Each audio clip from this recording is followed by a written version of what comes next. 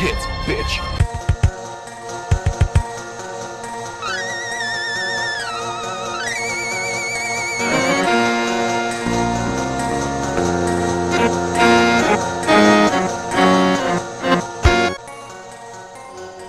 Hello, fiends and fiendettes. Welcome to episode 80 of the best horror podcast on 7voltmedia.com and the world. Scream Fiends. I'm your host, Xander, and with me once again is Russ. Happy 2-year anniversary. Is it exactly 2 years? Since we became friends on Facebook. Oh, really? Yeah, I saw it pop up today. Oh, nice. It's like, oh, yeah, really? Oh. So we've known each other for 2 Thank years? you, Facebook. Yeah. It makes You're sense good for because something. I think that about 2 years ago I started playing Destiny with you dudes. Yeah. That's... Is that... Well, we met doing a 0 XP, right? Well, I think, yeah, we met doing something. It was it was a 0 XP top 7 horror games. Yeah. Yep, that's what we did. Did you do the top 7 movies, comic book movies? No, I listened to that one, though. Ah. And I immediately razzed you for that when I came in. I can't remember what for exactly. Well, Blade was the number one. And that's perfect. Yeah. I agree with that. So what could you have... I don't remember what you said. Kick-Ass, maybe? Kick-Ass was a great movie. Yeah, maybe that's what it was. It is a great movie. But no, I agree with Blade. If you're just joining us for the first time on this show, we talk about all the things going on in the world of horror. If you're a longtime listener, you know you get things like this, where we talk about whatever we want. And it goes splendidly every single time. Get at us on Twitter, at Scream Fiends. Let us know what you're watching, what we should watch. We're always looking for something new, something good, something bad, something in between, mediocre. We'll watch anything. Where we strive in mediocrity. It's the best place to hang out. Strive or we thrive? We thrive. We thrive. That's the we thrive in mediocrity, but we strive for it at the same time. Yes, we strive for me. So that we can thrive. We in seldom ever get there, but we strive for it. Can't say we're not trying. 80 episodes in. Yeah. Patreon.com/ScreamFiends. You can donate if you would like, but you do not have to. All of our content is always free and available to all. Yes. And to all, good night. But we would love if you did. We can... Bye, Chipotle. Yes. We're just doing this whole show to get fed. Subscribe on YouTube. If you're watching this on YouTube, congratulations. You've won. What have they won, Russ? Nothing. Absolutely. You should be doing something else. But subscribe, like, donate, all that stuff. Mm-hmm. iTunes, you can subscribe on iTunes as well, and Google Play if you have one of those Android devices.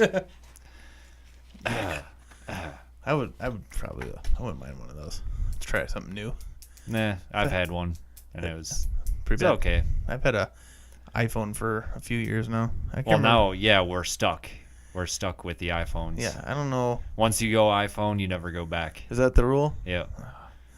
Man, if they Because came out, it gets you. You But get the all your stuff is on it's Apple. really nice. Yeah. But if they come out with a sweet, like, slide phone where I can feel like Neo from 1999, yeah, I might jump on board.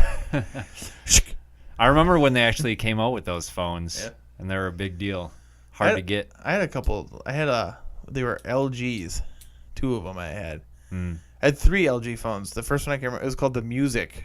It was the LG Music, so the Q. Oh. And it was like a doubled as an MP3 player. Like the outer screen had like a play button and like. Oh, you know what? I had a chocolate. I think that was an LG. Sure. And I think that was an early Android as well. Okay. So that was my one experience with an Android phone, and it was terrible just because the technology just wasn't there. Yeah. But I think that also had like play like buttons and all that. This was the one I had was before the iPhone came out. Like this is old shit. Then I had these LG I can't remember, but they were phones that slid, and they would reveal a full keyboard. Oh, sure, yeah. And those are pretty neat. And then I got an iPhone after that. Yeah.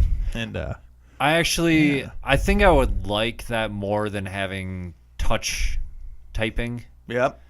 Just because, I mean, not only is it real buttons, but I feel like it's just, I goof up more with the touchscreen. Then you can have like an actual like analog like arrows too.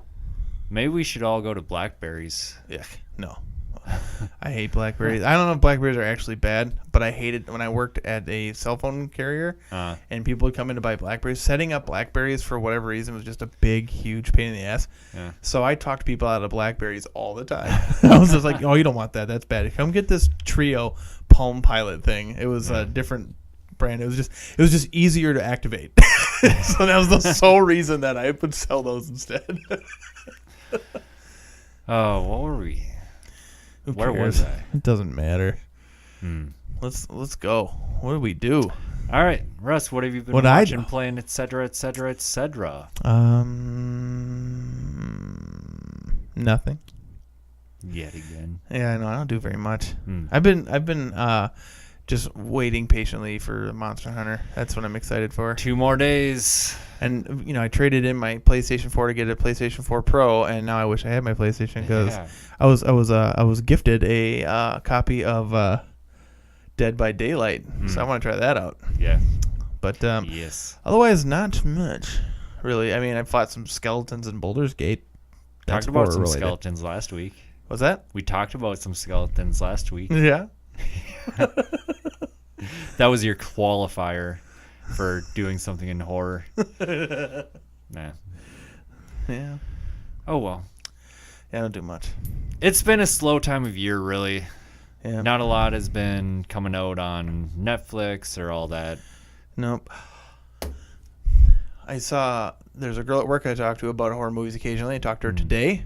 Yeah. And we're supposed to be married by now. I wonder if she's single. She likes horror movies. Uh-huh. So maybe I'll see what she's... Yeah. I'll see if I can't set that up. Yeah. Maybe I hope she never sees this episode. We're sitting there talking. But I told her to watch Gerald's Game. Oh, yes. And she did. Ah. And then she did again. So she liked it. And so I was really happy about that. She watched it and then watched it with her friend. It's like, then you know what you need to see is if you like that, that's Flanagan. It's like, check. He just came out with another one this year called, it came out. I explained to her the history. I'm like, you should check out Before I Wake. And she said, I did. So she went and saw that already, too. She checked that one out. So then Hush. I told her about Hush. She wrote it down. Is a better movie. It is, absolutely. But I figured she might have caught that one already because that one's been on Netflix for a while. Sure. But she hadn't. So I said, that's also Michael Flanagan. She's like, oh, okay. So then I said, okay, now check out, and then you have to check out Mother. I just told you. No, yeah. You're going to see Mother. And I tell everybody that, that's going to watch Mother is watch the credits, look for a capital letter. And that's it. And they'll be like, why? Everything will make sense after you see it. Yep. And so... That seems to really pique people's interest when I tell them that. See, over Christmas, I was visiting family, and I told my mom and sister that they needed to watch it, and I gave the whole, what it's actually about. Oh. I was like, it's kind of a spoiler, but not really. But it makes the movie more enjoyable. Yeah. I think if you know. Going into I loved watching majority of the movie and then finding out before it's over. I think that was a great revelation. I think getting the revelation, sitting through it and then getting the revelations, just yeah, totally. Which is how do you miss any of that? I know when you watch it, when you find out what it is, and you're like, how did I not put that together? That's the beauty of that movie is that it's so blatant, but so subtle. Yeah. You'd never. Maybe we're just really dumb. We're the only two. Everybody was like, "Yeah, we knew right away." No, there's. We'll get. I have a news item about this, cool. So we'll get to why we're not. Why other people are idiots. Well, let's get to then what you did this week. Okay. Okay. So I watched something. I'm gonna save it because I also have a news item for this as well. Okay. Actually, why not? We'll combine them together. Combine them. What is the So I watched What We Do in the Shadows.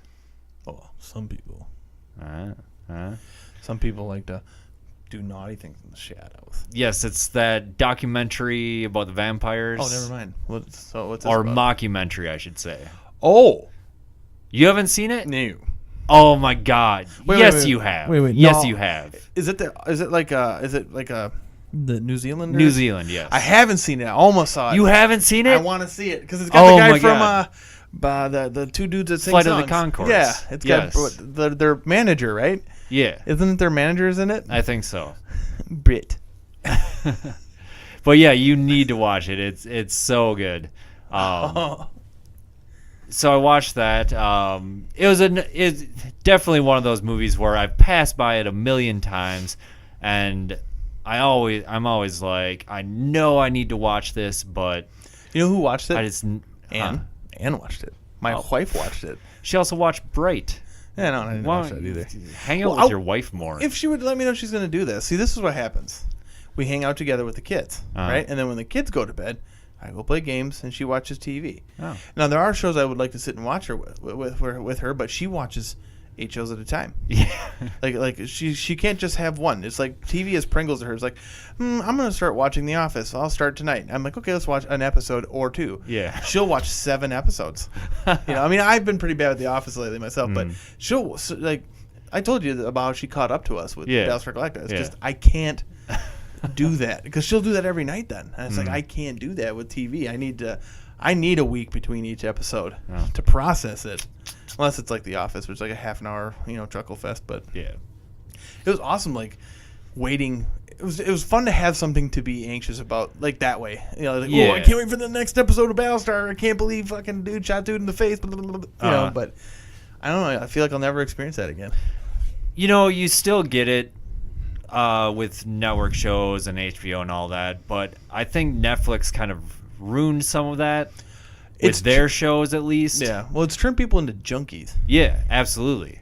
I mean, I'm one of them. Yeah. I'll sit and watch an entire season. Well, not all in one sitting most of the time, but within a week. Well, now what it is, it's no longer wait a week for an episode. It's wait a couple months for the new season, and it's just longer than a couple months or a few months. Sure. I mean, you're waiting another year, and that's my biggest problem with it is that you binge watch the entire season in this tiny amount of span of time, and then you have to wait all year. Then you forget everything.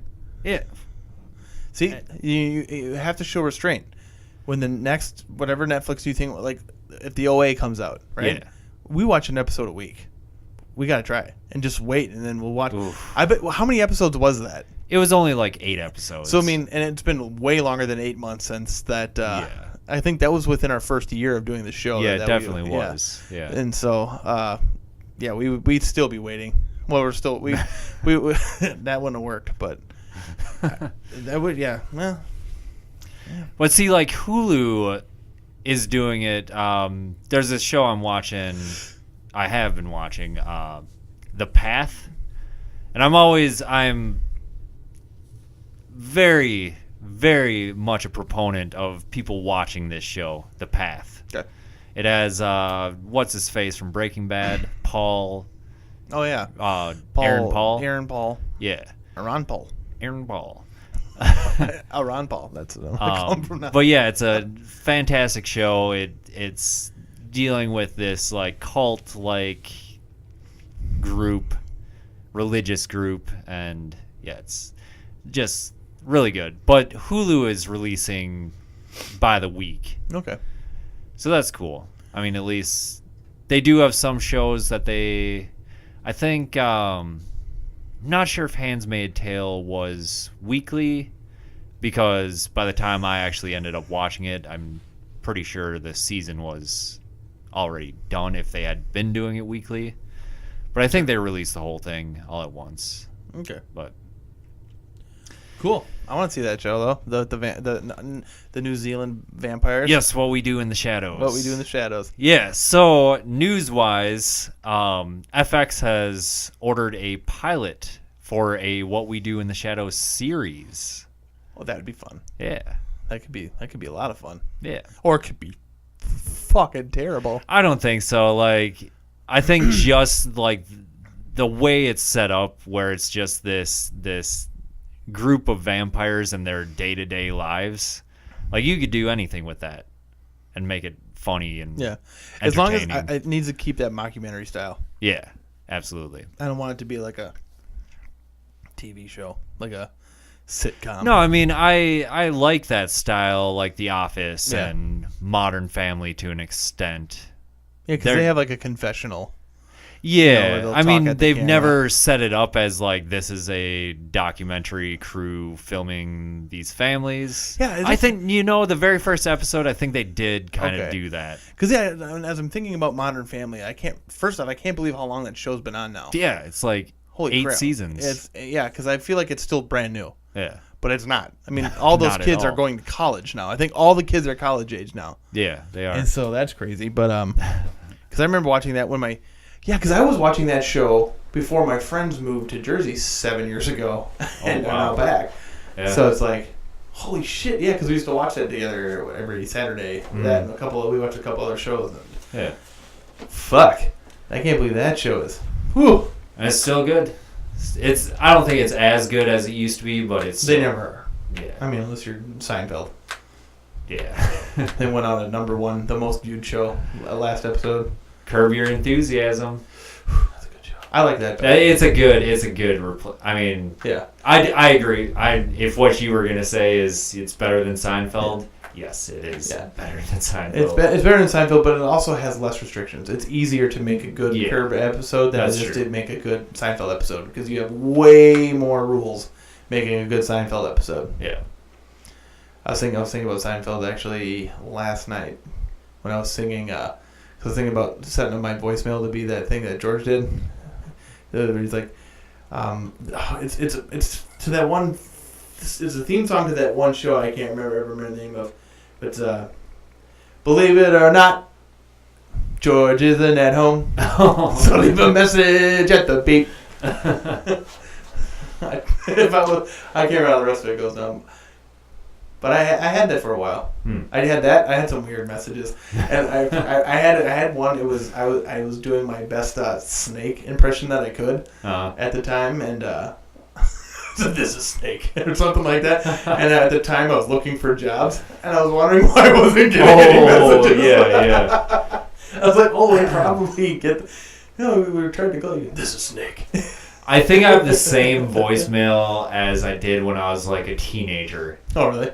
Or maybe not a teenager, but like early 20s. Yeah. This is Pretty Alexander. How's it go? I don't I know. don't have to call it. Don't answer the phone. Yeah. But yeah, I've never changed my voicemail.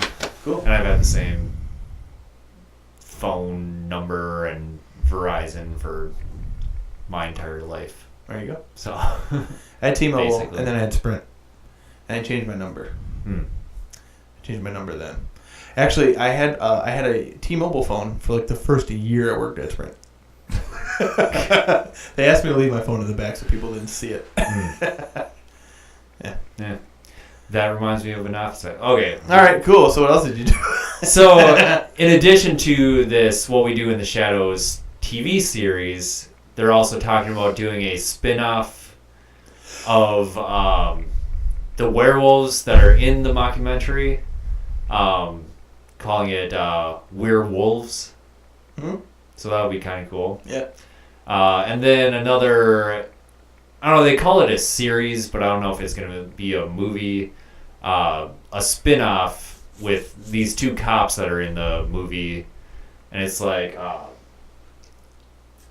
Wellington Paranormal. So, I don't know. And it's all going to be New Zealand-y? The What We Do in the Shadows TV series is going to take place in America. Okay. As opposed to New Zealand. Ooh, is it going to be American actors? No, it's going to be the same Same dudes? people, Okay. just set in America rather than New Zealand. Okay. Yeah. Maybe they'll have a Brit and his buddy have a cameo or something. Yeah. I don't know. We will see. I'm sure it'll come sooner rather than later. But, yeah. Yeah. And then, the main thing I've been doing is Dead by Daylight. That's a fun game. It's on PC, PS4, Xbox One. And it's a asymmetrical multiplayer game where one character takes on the persona of a murderer and 4 people take on the personas of escapees. Yes, you would very likely confuse it with another certain game called Friday the 13th, the game. Yeah. But that game has 7 counselors and 1 Jason. And a much larger map. Yes, this is very much arena style. It's what I like is it's faster and more intense. Yeah, it's... So if we're going to compare the two, what I like about the Jason one, Friday the 13th, is that you have more options to beat Jason. Or beat, that level. You can escape via boat, car, or police escort, whatever. Yeah. Or there is a way to kill Jason. Yes. In Dead by Daylight, you can only escape by starting up 5 generators and hitting a switch, which is fine because it's still a lot to do. But I think that the variety just adds a little bit to the immersion. So that is not the only way to survive. How else can you survive? Is there like a time limit? There's a hatch somewhere on the map that opens up, and so I'm not sure if it can spawn at any point once the escape doors are open, or I've also heard that it only appears if you are the only one left surviving. Oh, so you gotta try to find it. So you can either escape through the doors or find this hatch to escape through. So the hatch will only spawn if you're the remaining person and the doors have been the doors have been opened. Yes, but there's also a trophy for everyone escaping through the hatch at the same time. Oh. So I'm not exactly sure how it works. Sure. I've never escaped a match. I'm really bad at the game, but I think I'm getting better. The match I saw you play was pretty good. You were the last one. You started 2.5 generators or 1.5 generators? Yeah. 1 3/4 generators? I think there was only 1 left. Yeah, and you did 2. 1 by yourself. Yeah. And there was 2 left, and then you were working on that one. But when if there's only 1 generator left and he knows where it is, it's going to be pretty easy to find the last person. And so the Saw, they call them chapters. The DLC, the Saw chapter just came out, and the new killer is the pig, who she's just way too overpowered, in my opinion. She can crouch, and it doesn't give off a heartbeat, which normally killers, if they're getting closer, the heartbeat will get louder and speed up. But with her, if she's crouching, there is no heartbeat, so you don't know where she is. And it's very Saw-like, because it's it sets up that ambush sort of mentality. Mm-hmm. But then she also has the bear trap, which you saw. Yep. That if she knocks you down, she can put it on you, and then if somebody turns on a generator, it goes off and pulls your head apart. Which is so cool, because then you have to somehow communicate with your teammates not to fix a generator until you find the key. Yeah. Which we found out. So there's little points on the map where you can stick your hands in the same to try to get the mask off. Well, it's not guaranteed to work. You have to find one that makes it work. Yeah, it's there's a key inside that you have to find. Yeah. And there's a little jigsaw puppet. Yeah. I don't know if that thing has a name. Jigsaw. Puppet. But good enough. And then so there's the pig now. There's Leatherface. Freddy. And the Shape. I Yes. love that they called him the Shape too. And not Michael Myers, it's Whoever made this game likes horror movies. Yeah. Clearly. Yeah, it's very... That's the other thing, like, Friday the 13th really has that vibe going for it. But I think this game overall captures a more, like, horror movie, like... They gotta bring in the Cenobites next. Oh, you think? Just, like 3 of them. And then, like, their little... No, they gotta have Pinhead. Well, yeah, you could have Pinhead. You could have, what's the Cheddar guy? Chatterbox? Was that his name? I can't remember. I mean, I have a feeling that if they do... They're going to do Pinhead. Which at least do Pinhead, yes, yeah, for sure. I mean, they haven't done any multiple killers in the same pack. So I have an idea, too, right? Yeah. If you do the Pinhead, like, there'll be little... Lamont, what are those boxes called? Oh, the puzzle boxes? The puzzle box, what do they call those? Lamont? I can't remember. I don't know. But there'll be puzzle boxes laid around, and you have to solve them. Oh. Instead of getting generators, you have to solve them to, like, recapture Pinhead. Yeah. You know, that's not how that works, but, you know, like, you have to, like, solve them. Mm-hmm. You know, so you're sitting there, blah, blah, blah. You know, and if every time you fuck up, spikes come out and slash you or something. Oh, that'd be good. Oh! Well, that's where you could have the other Cenobites. Maybe they, like, hold, or, like, have a hook chain in your back and are holding you in place while you try to solve the puzzle box. That'd be good. Yeah. Creepy. Yeah, you just have Uncle Frank. And that was the name of the first movie. Who was trying to, you know, he needed more bodies to, you know, get his body back because he escaped the Cenobites, you know. Yep. So he could be the bad guy, and so what you have to he's the bad guy, right? Mm-hmm. No. The woman's the bad guy trying to lead, you know, trying to get bodies for Frank. Oh. And what you're trying to do is unlock the La Manche box, or that's called the puzzle box, to get the Cenobites out to kill Frank. Oh. Otherwise, they're gonna kill you. I like it. I figured it out. like it. Man, I should not make video games. That's too much work. Yeah, I've only ever seen, the pig now, because everyone seems to be playing as the pig. It's the Part 3 Jason. Yeah. And Leatherface. I haven't seen Freddy or The Shape. Or any of, like, the normal ones? Or the Oh, yeah, I've gone against, I think it's called the Hillbilly, who has, like, a chainsaw. Cool. And I think he's called the Trapper. He's the one that's on, like, the cover box art. But yeah, I'm really digging it. Like, it's much more easy to, like, just jump in, get through a match, and drop out. Because as soon as you're killed, you can drop out of the match, keep your points, all that. You don't have to spectate. Like, so you can keep playing. Yeah, that's the thing. Like, you can play until you're done. Because that got excruciating in Jason. Oh, yeah, because those matches go on for 15 minutes. Because you're down to the last, like, 5 minutes, and the person's just hiding in the house in a box. Yeah. Waiting for the time to expire to hopefully survive. Yep. No, thanks. No. The other difference is the killer's in first-person mode, and he doesn't get X-ray vision or anything like that, or you can't teleport. Right.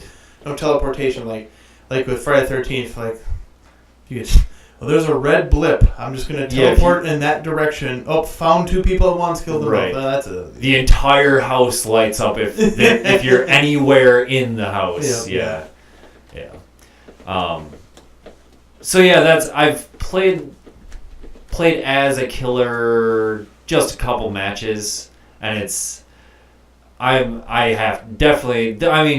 even as a survivor, I have a ways to go to learn the game. See, but you were awesome as Jason, though. Remember the first time you played as Jason, you got every Because color. it's super easy as Jason. That's the thing. Like, in first person, a survivor can be, like, right next to you. And you might miss him. Yeah, because you have that tunnel vision. Yeah. And, yeah, you don't... The only notifications you get is if someone, like, messes up on the skill check when they're fixing a generator. It'll, like, boom and then show up as an icon. Mm-hmm. So you know where they are. If they, like, vault over something or through a window, it will show up. So any loud noises. Basically, yeah. And they'll leave a trail if they've been running through somewhere. Yeah, it's like orange scratch marks if they've been running.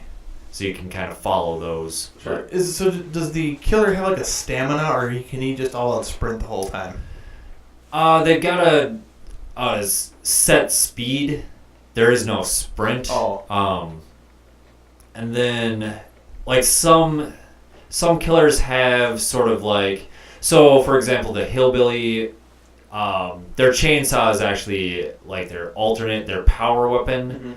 Mm-hmm. And they once they rev it up, they go in like a full sprint. But then if they run into anything, they'll be stunned. Okay.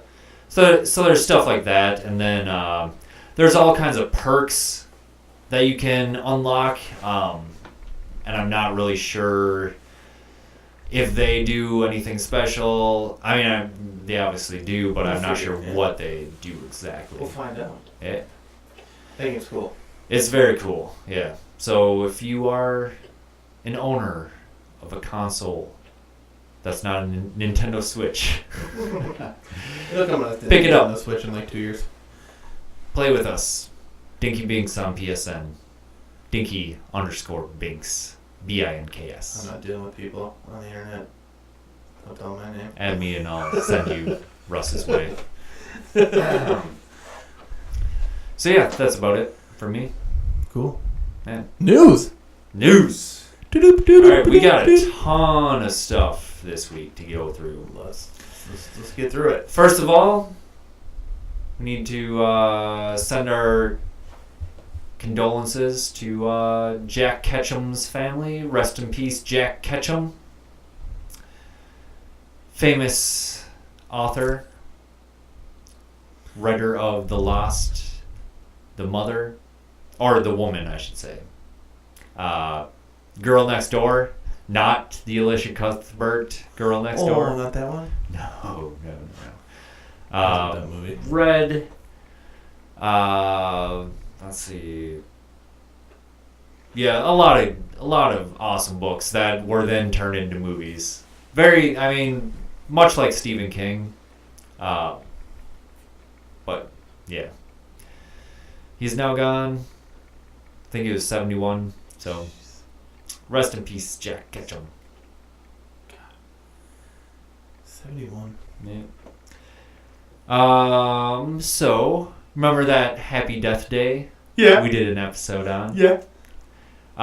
The DVD or Blu-ray is now out, and there is an alternate ending. What? Yes. Did you see it? I didn't watch it. I just read what it is. Tell me, I don't need to see it. Yeah.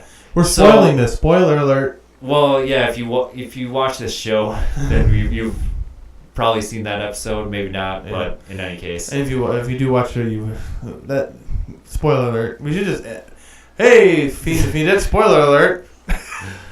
Everything you love we're about to ruin. So the alternate ending is Tree. What happens with Tree happens, and then she wakes up in the hospital, and a nurse injects her with something, and it turns out to be the wife of that doctor that Tree was messing around with. Yes. So she actually dies. She kills her. Oh, so she gets all through that, survives, but then gets killed by the way. Yep. That would have been a much better ending. Test audiences did not agree. Well, that's because test audiences are stupid. Yep. Well, I mean that's typical of a lot of people like a happy ending. I get it. Yeah. I think it's fun to be challenged via movies. You know, because nobody wants to have those challenges in real life, but like that's what the movies are for. You know, so like sure, get hit with that. Yeah, I think that would have been a better ending. I think it would have been a more conclusive ending, and instead of instead of the random dude gets a new girlfriend and she's like, I figured out everything, and it's like, no, we're in love. Yeah, I would have preferred that the wife comes in and says, too bad. But lucky for us, that didn't happen. I mean, we just agreed that it would have been the better ending, but on the bright side, they're talking Happy Death Day 2. Why? because it was made for like $4 million and made $100 million. Is it going to be a brand new story, or is it going to have the same characters? It's going to have the same characters. Or, I mean, this isn't confirmed. Okay. But the actress, what is her name? Jessica Roth. She gave this interview where she's talking about the director or writer was telling her what his idea for the story would be, and she described it as Back to the Future-esque. Sounds like a bad idea. I would be okay with. I don't know. See, I would be okay if they would just do a new one, like Happy Death Day again, and it's a different person that's going through. That's what she talks about that too. Okay. She was like, yeah, they could have done that, like just do different characters but the same thing, but it would. She thinks it would have been boring. Like, I think what's going to be made is going to be boring. I don't know. Wouldn't you want to explore like why that happened to her? No, not at all. No. It was a good story in and of itself. It wasn't like good, but like it was fun. It was, and with the better ending, there's a conclusion. Yeah. You know, it's all good. What I would like is okay. The fun part about that was trying to figure out who the killer was, right? Yeah. So if they want to do another one, just do a whole new group of people, and then you get to try to figure out who it is again. It'd be like a Final Destination type thing. Yeah, exactly. Just keep doing Final Destinations. Yeah, I mean, I would be fine with that too, but I'm also curious to see like what they could possibly do with this. Like, I don't know. You know what? Was she cursed? Was she hexed? I hope. I assume it's going to be bad, whatever they do. But I kind of want to see it anyways. I want to see how dumb it's going to be. I figure it's going to be stupid, and I want to see how stupid it is. But maybe I'll be pleasantly surprised. It'll be awesome. I hope it's successful. I hope that they make it rated R. That would be a lot nicer. Even though, I mean, there were definite moments in Happy Death Day where it's like, yeah, they cut away from that kill because they can't. It's PG-13. But, and that's fine, whatever. I mean, it's not really fine, but... Well, doing it that way gives a bigger audience. You get a bigger audience. Because if it's rated PG-13, you know, those people that don't like scary movies might check this one out, you know. But then again, like, look at like Lights Out, and actually I don't know if Lights Out was... Yeah, Lights Out was R. Right? That's it. Yeah, shut the fuck up. Oh, I was thinking Get Out when you said it. Ah. I was thinking Get Out when you said Lights Out. Sorry, no. Yeah, we went and saw that. Yeah, we did a spoiler cast. Oh, that was a good one. Find it on 7voltmedia.com. I liked that one. That And was fun. iTunes. And Interesting. that was our pre-YouTube days, right? Oh, yeah. Yeah. Oh, yeah. Yeah. I think everything up until like 3 weeks ago was pretty YouTube. No, I think The Good Son was our first YouTube. Okay. Maybe. Maybe not. I don't know. Yeah, it was the first attempt, and then... I can't remember anymore. Or was that when we got interrupted by your neighbors? God damn it!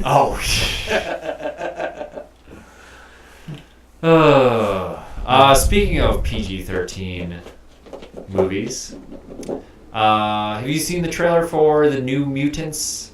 No. The New Mutants? It's like X-Men, but it's going to be like a horror movie. Yeah, we'll see about that. Yeah. It looks, I mean, we'll see. We'll see. It's supposed to be the bad mutants. Ooh. The scary mutants. But yeah, the director says it's going to be a hard PG-13. Says it's going to be the hardest PG-13 that has ever been made. That sounds fucking dumb. They're going to say fuck. That one fuck they get is going to be like, fuck. Yeah. I mean, Hackers. You remember that movie, Hackers? Is that with Angelina Jolie? Yeah. Yeah. There's some boobs in Hackers. There is a boobia. And that's PG-13. So come on, New Mutants. We're going to get a fucking some boobs. You want a harder PG-13 than that? Come on. It's just make it R. Exactly. Look at Deadpool. Look at Logan. They were super successful, and they were R. So why not just make it fucking R? If you want to fucking make this scary ass movie. Yeah, I don't think. I mean, it's. How do you do a horror movie in a comic book setting? I don't know. How do you make Logan? But that wasn't scary. No, but it was a drama, Drama, sure. More of a drama sure. than any superhero movie has been. Let me rephrase. How do you make a horror movie out of the X-Men universe? Because they're the scary mutants. They're the scary people ones. They kill people either on purpose or accidentally. And is somebody trying to fight them or something? Even though... does Logan come back? He's like, I'm going to get you. What's her face from True Blood? Sookie? Yeah, what about her? What was her X-Man? Oh, she was Rogue. Rogue, yeah. She killed people. Yeah, that's how she gets her power. Yeah. So time out though. My point is like I don't know. It doesn't sound like a good idea. I don't really care for the X-Men universe very much, anyways. Maisie Williams is in it. Who's that? She, Game of Thrones. What the? Not Sansa. Oh, Arya. Arya. Oh. Yes. Don't care. Yeah. I don't know. I just don't see like. She turns into a wolf. Maybe that's cool. I'll check. Wolfsbane, I think. I'll check it out. I just don't know. Like, I'm just trying to picture like how do you do horror in an X-Men universe? Like, oh no, Michael Myers is trying to kill me, but I can shoot lasers out of my eyes. Yeah. It's like I just don't know how you do horror. But I mean, maybe they'll come up with something like really inventive. That'd be cool. Well, I think it's supposed to be like psychological. Like these mutants have scary powers and they maybe can't control them, or it's a Dracula. I don't know. I doubt it's going to be like from the perspective of some hapless group of human teens that have stumbled upon Professor Xavier's naughty basement where he keeps all those scary mutants. Yeah. Although that does sound like a pretty cool idea for a movie. Maybe like where maybe they set it in the past a little bit. After Xavier first loses his ability to walk, and he kind of becomes all pissy and moany for a little while. Like, did you ever see that X-Men First Class? Yeah. Or was it the second one? What was the second one? What was the first one? Was Apocalypse? Future Past, I think it was called. Days of Future Past. Days of Future Past or something like that. Yeah. And Wolverine goes back in time. Yep. And whatever, but maybe they do in that setting. And some kids just wander into the Professor X's deal. And he's like that guy from that movie where the guy's blind. Get Out? Not Get Out. Yeah. Yeah. What is that movie called? Don't Knock Twice? Cumbaster. Cumbaster. That's what that movie is. Cumbaster. No, that's what it is called. It's called Don't Breathe. Don't Breathe. Yes. Don't breathe twice. Professor X is like... Don't breathe twice out. Professor X is like that guy, and what if it's like found footage, like Blair Witch style, and they stumble upon this house? He's just fucking with them the whole time, and then at the end of the movie, but then it's like I was just making these up. You get all the scary mutants chained up in the basement. Sounds like we should have made this movie. Nope, I don't think anybody should make this movie. I'd like to see. I guess, like, it's making me think about like how would you do a horror movie or like a horror movie out of like the like Superman. Like, what would Superman have to fight for it to be kind of scary? See, that's the problem with Superman, and I know the Man Upstairs and Aaron and all them, all those Superman apologists. Will say, oh, there's so much more to the character of Superman. He's flawed. He has to cope with his ability to be invincible and live forever and shoot lasers from his eyes. But I don't know where I was going with that. But what? Maybe I'm getting. It would have to be some kind of like mental torment where there's like a character like tormenting him, and he's what he's doing is superseding Superman. Like Superman's powers don't help him solve this like shit. I got it. Superman versus Scarecrow. holy shit, he sprays that shit in his face? Yeah. And then then it's all Because just like... Superman goes crazy and lays waste to the whole planet, and then he has to deal with the fact that he just destroyed the world. No. And the Scarecrow's like, oops. No, because that gives into the whole, like, oh, Superman has more to him than... He does have meets more the to eye. him. He's not a Transformer. You never know. He'd be more like interesting if he was. I can do everything. Look, it's a semi. It's a Camaro. No, it's Superman. Oh, what a bad superhero. The worst superhero. I don't possess the knowledge to refute that, but I don't agree. I think he's a fine superhero. I only think he's interesting when he came from Russia. The Red Sun. Yeah. That's a cool story. Sure. But whatever. You should check out Irredeemable. It's not about it's about Superman, but it's about a character that has Superman-like powers going rogue and pissed off, and like the world doesn't know what to do because they can't stop him. Yeah. Yeah, no, I get it. It's fine. But It's fine. the way to stop Like Superman though is to have a mother with the same name. That's how you beat Superman. Marcia? So Marcia. the Brady's would have been fine. Is that her name? Marsha. Is that the mom's name? No, that was the oldest sister. No, Superman's mom. Yeah, Marsha. Marsha? No, was it? It's what was Superman? Mary. What? No, what was Batman's mom's name? Because they had the same name. Marcia Wayne. Marsha Wayne.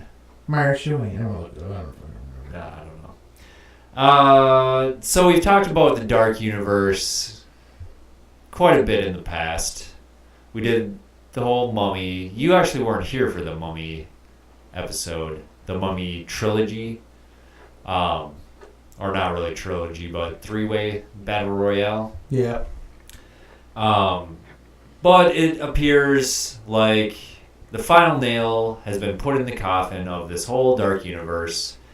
There's speculation that they're retooling it, gonna do a reboot of sorts because of the failure that Tom Cruise has wrought upon the world with The Mummy. And now the Invisible Man writer has left the project, and that is being viewed as a sign that this is now just kaputs on this whole Dark Universe thing, which I think is good. Do a reboot. Start this thing fresh. You should have made horror movies in the first place, so just do it. Do it. Make horror movies, not action movies. Don't have Tom Cruise being Tom Cruise. I think Tom Cruise could have been fine in a Mummy movie if they just made it more like a Mummy movie instead of a National Treasure meets the Mummy Returns. Yeah, I mean, it was fun. I liked it. Yeah. But it's not what I wanted from a Mummy horror movie. Yeah. It was a Mummy action movie. I mean, think about like a found footage in that, where it's like a ragtag group of people like diving into a old crypt and set off a trap that traps them in it, and they have to find their way out while the mummy's pursuing them. Yeah. Kind of a thing. So what would be your ideal mummy? Like, I like my mummy. What? Yeah. Sorry, bad joke. What? Will do. Yeah, like, do you want like a slow-moving zombie-esque mummy, or do you want this like supernatural force that... Supernatural force that's slow-moving. So what does that mean? I want him to be terrifying because even though he's slow and easy to maneuver around, you can't escape him because he's always coming. It's like slow-moving, but he's a supernatural force. He has control of this crypt you're stuck in, and he's setting off traps or something or whatever. Can he raise dead minions? Sure. Undead minions? Maybe. No, I don't like that. I think it needs to be between him and these things. And basically, something like that. Not an action movie or whatever. But, like, if you follow the old story, it's, was sleeping around or with like the pharaoh's wife or something. Then he gets put away or whatever, and then they bring him back by accident because they read that scroll. Yep. And then he makes people go crazy because like that one guy went nuts. He was like laughing and he went cuckoo bananas. Something like that. Maybe something more like a period piece. Kind of a deal like where they're extracting, or you could do a modern day where they extract it, but it makes somebody go nuts, and then from there, because he disguises himself in the original as like a normal dude. Remember, he goes to that museum and it's that's right, Imhotep. Yep. Imhotep. But was that supposed to be the same? Was that supposed to be the Mummy? So those stories all relate. So in the original Mummy, he's the guy, right? Or whatever, But I think they switched the names with the Brendan Fraser movies, but it's still the same general setup. Yeah. And then this one, I'm not sure. I think it's the same thing, but they reversed the gender. So instead of the dude running around trying to eat people with sand, it was the woman. Yeah. But I think she's playing that guy. Yeah, I know. I'm just talking about like how that character that shows up at the party in the original. Why can't I think of his name? Oh, yeah, that played him? Boris Karloff. Yeah.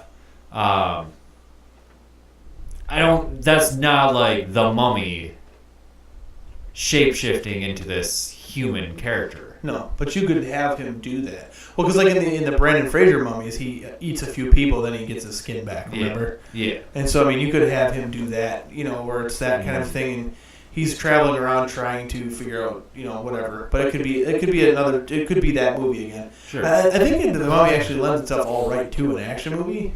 It definitely does. Like more of like an adventure. Yeah, like an adventure. An yeah. action adventure. More on the adventure side, less explosions and stuff, but more where it's... the best version of the Mummy, besides the original, is the Brendan Fraser one. Brendan Fraser. That's the perfect Mummy movie because you have the action and the adventure, and it's all located. And they did it as a period piece as well, so it's set in the past, right? Where you don't have all this technology and stuff. Because I think, like with technology, you just I think technology ruins a lot of that because it's easier to survive these situations when you have cell phones and blah blah blah and this and that. You also get more bad CG. Absolutely. Which is one of my only problems with Brendan Fraser Mummy. There's just a lot of really bad CG. Yeah, it was good at the time though. Yeah. Well, maybe not, but it was hard because you didn't really have much to compare. Yeah. To, I guess. Yeah, I don't know. I think but with the darkness, whatever. Yeah, put an accident, and then just remake those movies as their own thing. Yeah. Yeah, do that. Is it sad that Jurassic Park is still like some of the best CG that I've ever seen? No, that's a great thing. Yeah. I mean, it's sad for those other movies, but it's really sad great for Jurassic Park. Yeah. I mean, we have like Ex Machina and Planet of the Apes is pretty good too with the CG, but otherwise, just stop it. Just knock it off. Man, go back to claymation. I don't even care. Like the fucking monsters, like the Rat Monkey. I prefer all that. Rat monkeys. So there's a rumor that the third Cloverfield movie, formerly known as God Particle, may be being acquired by Netflix. So it may premiere on Netflix, not even be in theaters, just be a Netflix movie. I like that. You do? Yeah. Is it because you don't want to pay for or go to a movie? I don't want to leave my house ever. Anytime something is created where I don't have to leave my house is a great thing. Yeah. They gotta go back to I want to call my doctor, have him come to my house. It's like I need my yearly physical. Could you come over and check my balls? Sure, I'll be right there. As opposed to getting an appointment. You now have tuberculosis. You talking about Oregon Trail? No. You have diphtheria. Or you want to go back in those days? House calls? Yes, I do. Yeah, so this whole Cloverfield thing. Oh, and some sleuths out there on the internet think they found the title of this new movie. It's called Cloverfield Station. What they think it's called. So is it? Okay. So you know the synopsis of what God Particle was, right? I read about it. Yeah, some space astronauts are on some space station and something happens and they have to save the world. Oh, they made that movie where it's called Armageddon. Yeah. Great movie.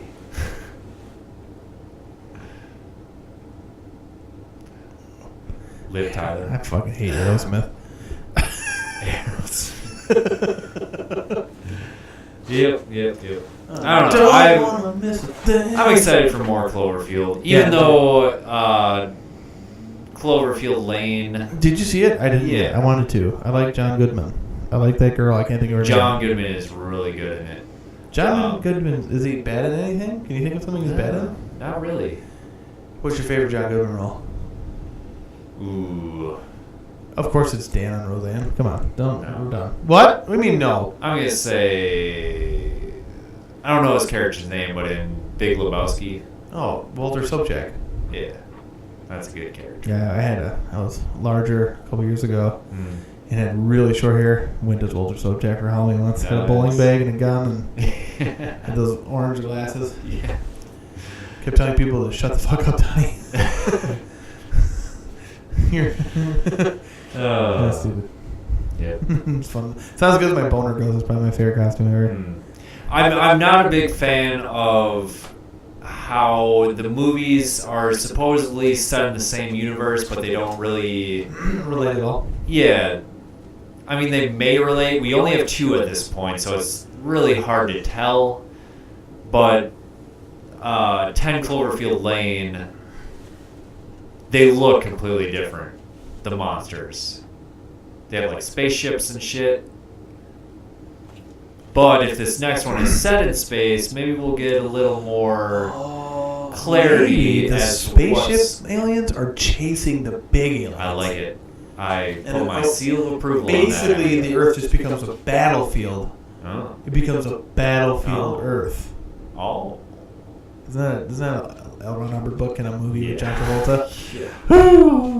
That was the end of John Travolta. Oh right there. My god, that's a great movie. That ended John Travolta. And the other guy who was a sniper in that Saving Private Ryan.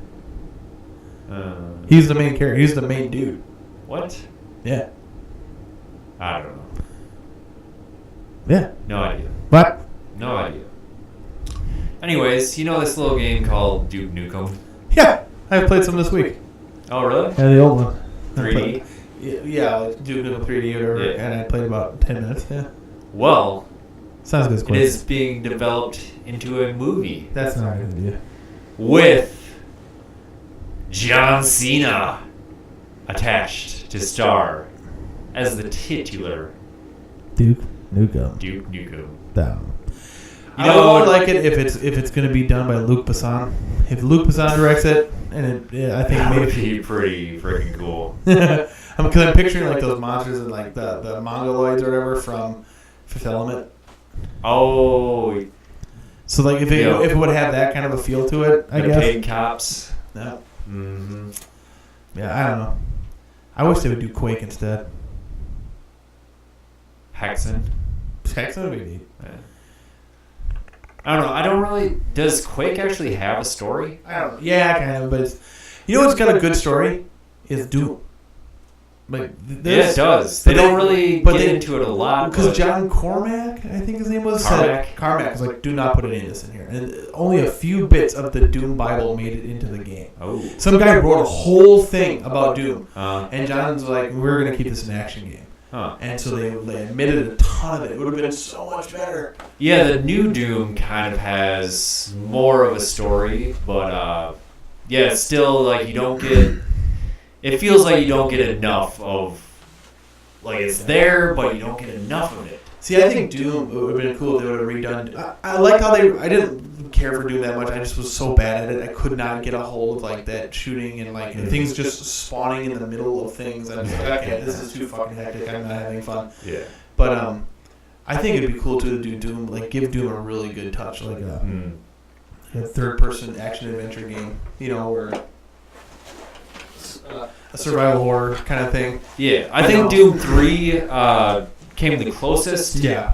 Doom 3 was actually scary, too. Yeah, it really was. Doom 3, like, they had that whole thing where, like, you were alone, you were always, like, looking for ammo, this and that, and things were jumping out at you. I mean, it was a lot of jump scares and shit. But I think you could get something like that where, you know, you could get a good depiction of... I don't know. We got a lot of this. Are you kidding me? Yeah, we got a lot of this. Holy shit. But, yeah, Doom. We're an hour in. Yeah. We got any more news after this? Yeah. All right. We also got a 2-hour movie to talk about. Yeah. Actually, we went through a lot of this. But, hit me with something. So, Rob Zombie. I think we talk ourselves into liking Rob Zombie. Although 31 was an awful movie. Did we do an actual episode on 31? I think so. I don't think I would watch that without you because I don't want to watch anything he does. Unless it's a music video. Yeah. Well, another rumor, take it with a grain of salt, but apparently he's going to be starting shooting Devil's Rejects 2 in March. Now, the rumored title of this movie is The Devil's Rejects 2, 3 from Hell. Nothing? See, I don't really care for Rob Zombie's movies except for Devil's Rejects. Like, I think a lot of people fall in that boat. Where... I think every one of his movies is the same movie. That's where I'm at with his stuff. But The Devil's Rejects, like, is the perfection of his style, I feel. I think... No, that's great. So he's going to make another movie that's the same movie. And it's just a version of it that you happen to like. But I like those characters. That's the thing. I want him to do a kid's movie. I want him to direct the next like live-action kid movie or something. Give him something weird. What was that? Hard. He was making some... I don't know if it actually came out. I think it did. That cartoon with the wrestling guy? Yeah. I saw that. You saw it? Yeah, it's like called El Beastmasto something, yeah. It was on Netflix or something. I don't know. Whatever. Yeah, I don't know. His style doesn't really do anything for me. It's not like that, like grungy Americana. I think the ending of Devil's Rejects is the best thing that he has ever done. Okay. As far as movie-wise, filmmaking-wise. Sure. Just having... oh my God. Captain Spaulding. What is that song?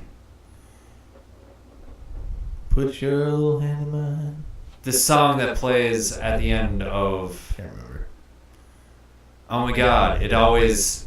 People yell it out at bands to play... Freebird. Yes. Leonard Skinner. I'm as free. That playing as they're driving towards the cops, getting the guns out, going down in a... Ever seen Thelma and Louise? Hail of glory. Yeah, they drive off a cliff. It's different. But it's, it's different. People driving at a thing. It's different. See, Rob Zombie has never done anything that's his own. Different. It's always the same. It's different. The only thing that he does different is he makes everything gross. It's like, oh, remember Halloween? It was scary. Yeah, now it's gross. Michael Myers grunts like a gross. He's just a dirty, greasy greaseball that breaks out. It's gross. His sister's a stripper. I mean, it's like... His mom's a stripper. Whatever. Same person. That's why he's fucked up.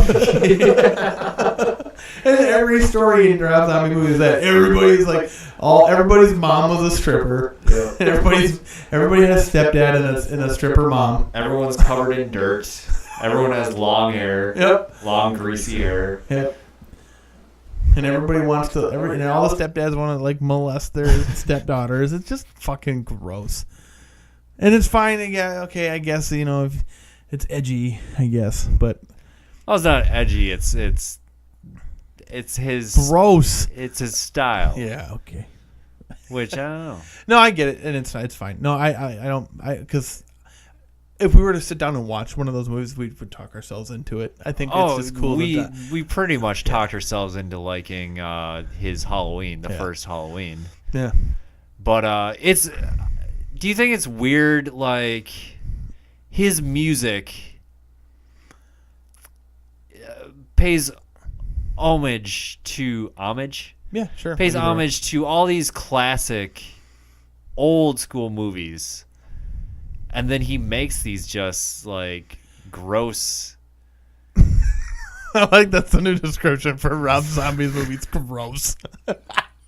We sound like church ladies.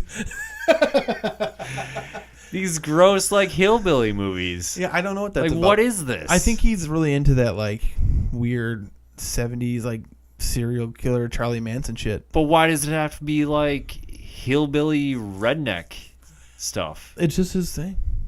Is it like he's got this obsession with Hills Have Eyes? Maybe. It's his thing. I mean, he's grew up with this horror stuff, and he's attached to horror to that whole setting, and that's the setting he likes to work in. Yeah. I think that's all that is. I don't think it. I think that hey, what about this? Because you don't see too much of that otherwise. I mean, who else does that? Yeah, I guess that's a good point. Who does the hillbilly? Well, yeah, you can recognize a Rob Zombie movie pretty easily. Yeah.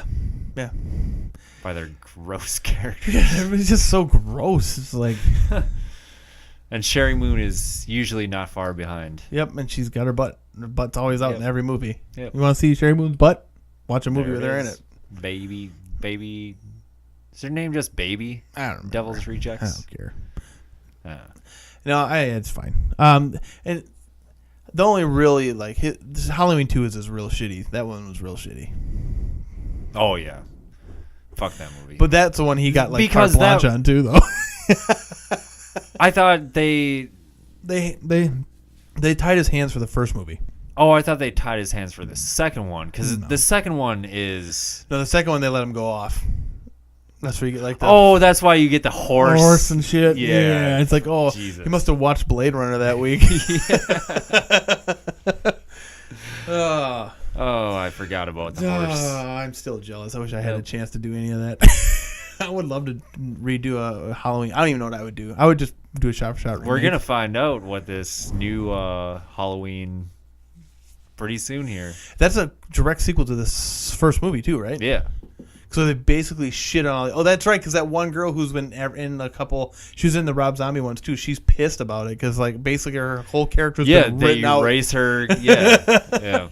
But Jamie Lee Curtis is back. So. Yeah, well, think about all those authors that wrote all that expanded universe shit for Star Wars. That's more than just one person. Yeah, that's gone too. Yeah, gone. All right, let's Your lives what's are next? Over. All right, so remember how we named Mother our best movie of 2017? Yes. Well, the Razzies, you know what the Razzies are? Yes. No. Yes. They came out with their nominations, and Mother got 2 nominations. For? Worst Actress, Okay. Jennifer Lawrence. Okay. And Worst Director, Darren Aronofsky. Well, they're dumb. Remember when I was talking about how there are people dumber than us out there? Yeah, they're dumb. How is that? Even if you thought if the story didn't make any sense to you, Or even if it made sense and you didn't like it, that's fine. But the directing is awesome. Yeah. The sound cues, the way everything was shot, it's fine. That the directing is fine. Yeah. If you don't like the story, it's objectively a very well directed movie. Yeah. Just objectively speaking. So that just boils my blood that they would look at this movie and put it up there with the likes of the Emoji Movie and whatever Medea boos Halloween to death. Is that a real thing? We should do that next week. Whatever, the Razzies can go fuck a duck. Yeah, it's just so insulting. Like, I love that movie. You have to be idiots to, yeah. Oh, I don't even really like Jennifer Lawrence, but she fucking was pretty nailed awesome it in that movie. Yeah, as mother, she's a great mother. She really put a lot into that. No, I thought she did fine. Yeah, I don't know. Not as good as Michelle Pfeiffer, but no one can be. No, but yeah, no, I don't know. It's I don't know. It's just one of those things. Somebody's trying to be creative and then get shit on. I guess I don't know. Yeah, people. We did just shit on Rob Zombie for like 15 minutes. People just don't understand. I don't know. I can see why people wouldn't like it. I really did. I didn't realize I got that. I can't see why people. I mean, I could only see why you wouldn't like it if you had no interest in being like, what the fuck is this movie? Let me look into this. Like, this movie made no sense. What are people saying about it? Whatever. And then you find out and you're like, mind is blown. Yeah. Revelation. This is the best movie ever made. Well, maybe not that far. But whoa. Pretty silly. Pretty dang close. It's good. I liked it a lot. I liked it a lot. Like I said, I tell everybody, watch the credits at the end. Find the one capital letter. And if you haven't figured it out already, or if you have figured it out but just haven't said it aloud to yourself, this will confirm what your suspicions, Yep. One last thing. Oh, my And this isn't really news. Dude, let's go. No, I'm just kidding. This isn't really news. This is more an opinion I want to get your thoughts on. All right. It was an editorial on bloodydisgusting.com. And it sort of brought up the point of what is horror? What can be classified as horror? So that's what I want to bring to you. What do you think makes a horror movie a horror movie? Well, that's a really general blank question. What makes a movie a horror movie? It's got to be scary. That's what I need. I need some kind of fear-inducing point to the story. Okay. It's got to have some kind of fear involved with it. Yeah. And not suspense necessarily. So what is the difference between fear and suspense? Well, it needs to be something that's scary, I guess. Like a Mike Myers or a Godzilla. That's a monster movie. But a monster movie is horror, right? It can be. I think, yeah. Are you saying there's monster movies that aren't horror movies? Yeah. Like what? Monsters, Inc.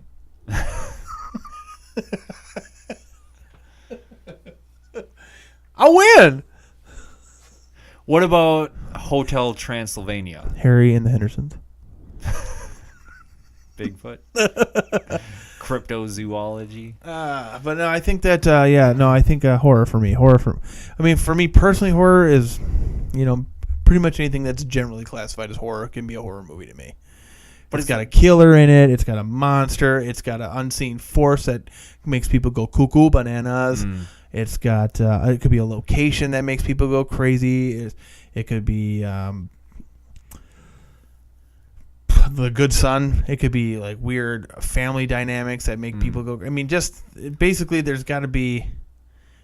I guess maybe there's got to be a threat of either like mental or physical violence. Like, okay, violence has to be part of it. It seems like or some kind of threat.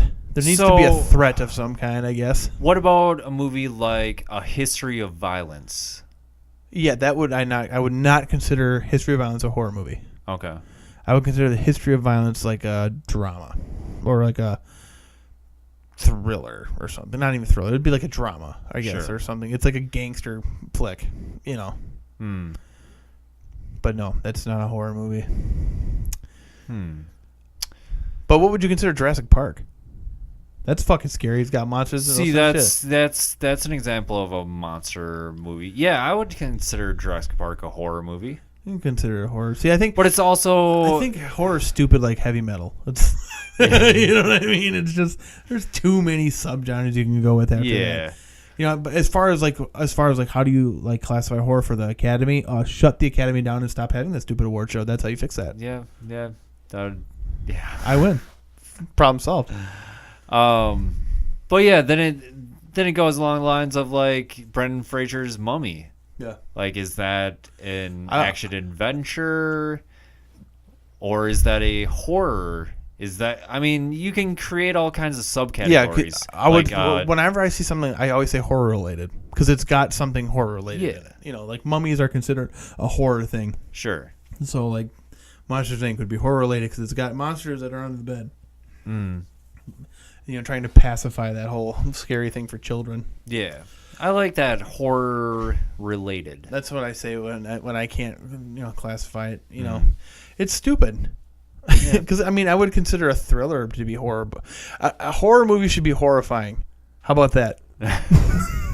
There you go. And every Rob Zombie movie is pretty horrifying. Yeah, but the movie is horrifying, not the movie. You get what I'm saying? See where I'm going with that? I gotcha. Having to sit and watch it is a horrifying experience. It's not watching it isn't horrifying. It having to sit and watch it is horrifying. Yeah. I mean, I almost feel like it's a dumb question because you pretty much, I feel like... What's a sci-fi? It has to have a spaceship. Yeah. I feel like you just kind of know if it's a horror movie or not. Like, Event Horizon. That's very sci-fi, but it has those elements that make it so it's a horror-related. Sci-fi horror. Yeah. That's what it would be probably called. You could put it in the science fiction or the horror classification. See, I think a lot of those things can lend themselves to each other, like science fiction and horror. Yeah. And fantasy. Right. Yeah, because like that Philip K. Dick Dreaming of Electric Sheep show that's on Amazon, that's very sci-fi, but there's also definite horror elements in it. Black Mirror. Black Mirror is another good example of very sci-fi. Yep. But also very much horror related. Yeah. So, I think it's a dumb question. Yeah. What is horror? What is horror to me? I don't. I mean, there's obvious things that are not horror. Like Die Hard is not a horror movie. Nope. But it's the best I love it. Like I said, I visited my family over the holidays, and Christmas Eve, everyone unanimously agreed we need to watch Die Hard. Best Christmas movie ever. That's really good. And it was just awesome that my entire family was like, yep, Die Hard's the best Christmas movie ever made. Let's watch it. That's good. But not horror. Not horror. That's all I've got. Okay. That was a long one. All right. Let's blast around our fake smiles and plow through the shit one more time. This episode's movie of the week is 1985's Phenomena. How many times do I have to tell you that I didn't walk out on purpose? I walk in my sleep. This one's starring J-Con. He's the best. Jennifer Connelly as Jennifer Corvino. Yep. Very young Jennifer Connelly. Yeah. Or is she like 15, she must have been 15, yeah. Because I would have been 1 when this movie came out. It's the year of my birth. Oh, so you'd have been year of our Lord. You'd have been transitioning Savior, from a sperm into a human being. But yeah. Yep, I was a little human being born out the womb. Yep. Donald Pleasance as Professor John McGregor. D-Plez. Daria Nicolodi as Frau Bruckner. How do you pronounce those U's with the umlauts above it? Well, I like that you knew they were called umlauts, but I can't help you from there. I only know that because of Motorhead, who has something to do with this movie. In this movie. And so does Iron Maiden. Yeah. They have a song. They have the same song in it twice. Yeah. And Fiore Argento One of the offspring of Dario as Argento. Vera Brandt. Written by Dario Argento and Franco Ferrini. And directed by Dario Argento. Stop it. All right, so it starts off. There's this bus with a bunch of like tourists getting on board, but they forgot one young Fiore Argento. Fiore Argento. They forgot her. She is left all to her own devices. Yep. She is a foreigner in a foreign land. And she finds a house to go to. Yep. She's walking through middle of nowhere, it seems. Like, I have no idea where all these tourists had gotten off and now are getting back on the bus. Who knows where they're It's in the middle of nowhere. Yeah. In Switzerland? Or Switzerland? Sweden. Not Sweden, it's Switzerland. Switzerland? I think it's Switzerland. Yeah. Because they call the place like the Transylvania of Switzerland or something like that. Remember? They're explaining the place to Jennifer Connelly. But anyways, this girl goes into a house. Yep. And somebody's mad that she's in there and starts yanking on some chains. Yeah. And they're pulling these bolts out of the wall trying to get these chains free. And they do. Yep. And then they throw those chains around her neck and try to choke her ass out. But she gets away. But not before scissors fall on the floor and lets you know. When those scissors hit the floor and they get stuck in the floor, you know those will be used. Mm-hmm. And she is slamming on the door. And then that one hand gets stuck by the scissor. Yeah. And then she pulls it out and runs away. Very good effect, except when they pull it out of her hand, there's no mark or blood. Yeah, because it was a fake hand. That's Are you sure it was a fake hand? Yeah, I'm sure they didn't stab that girl in the hand with the scissor. But it looked like the fingers were moving. Robotics, man. This shit existed back then. Oh, come on. Did you see what they did for Luke Skywalker? And that came out before. Come on.